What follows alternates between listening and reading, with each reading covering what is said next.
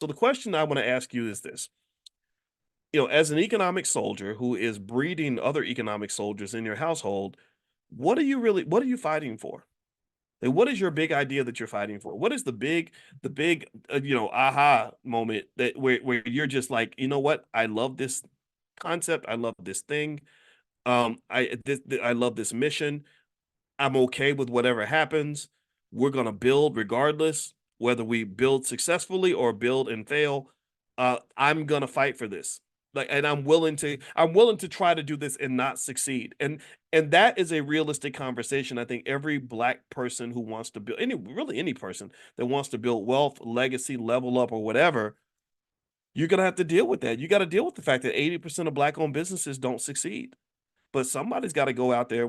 Some of us still got to go out there, knowing that you remember in college where they would say, look at the person next to you on your left, the person on your right. One of those people won't be here, or something like that. Well, now it's like, look at the other four people. Get in a group of five, and the other four people aren't going to make it. Right? That's crazy. Those are horrible, painful odds. So when you are dealing with odds like that, but you know that you're literally still in mission critical. That if we don't do something, nothing good's going to happen. You have to figure out what mindset do I have to be willing to take those kinds of odds to go get something done.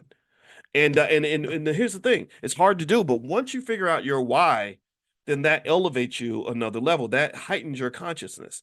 That gets you to the point where you're not thinking about the little stuff, like the little stressors and oh, the money ain't right and this is so hard. You get past all that and you get back to the big idea. And the big idea is what keeps you going every day. The big idea is what gets me up every morning to do this with you. The big idea is what helps me to ignore every single Negro naysayer that comes in my path. I just swipe them out the way. I just smack them like Bernie Mac. Remember the scene where Bernie Mac was in that Chris Rock movie where he ran for president and he was just going and smacking people one by one like that. Like that's what I just when you step up. Black people can't build wealth. Smack. Black Dr. Bush, you full of it. Smack. You ain't never gonna succeed. Smack. I smack him out the way because I'm seeing the bigger vision at the end. I'm looking at the finish line.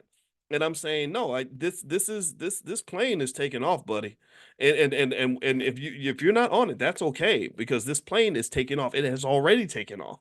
And it's going to go 10 times higher than it has so far. So get on your plane. Figure out your why. Like if you have your why, if you know why you're doing something, then what happens is that naturally, instinctually, the what and the how just kind of fill themselves in. And that's what you do with children, right? You do with kids. You give them, you explain to them like this is why you want to be an investor.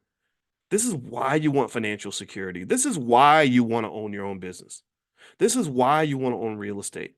If you just give them the why and they fully buy into the why on a deep subconscious level, culturally, then they're gonna get the what and the how on their own. They're gonna go. There's a kid. I'm gonna tell you this true story. You guys know I went to Ohio State. That's where I did my doctoral work. Um, there was a guy I met who was a 30-year-old millionaire. And I remember I asked him, I said, how did you become so wealthy at such a young age? And he said, well, when I was a kid, my father used to tell me any black man who wants to be free needs to start his own business. And I said, well, did your father ever start his own business?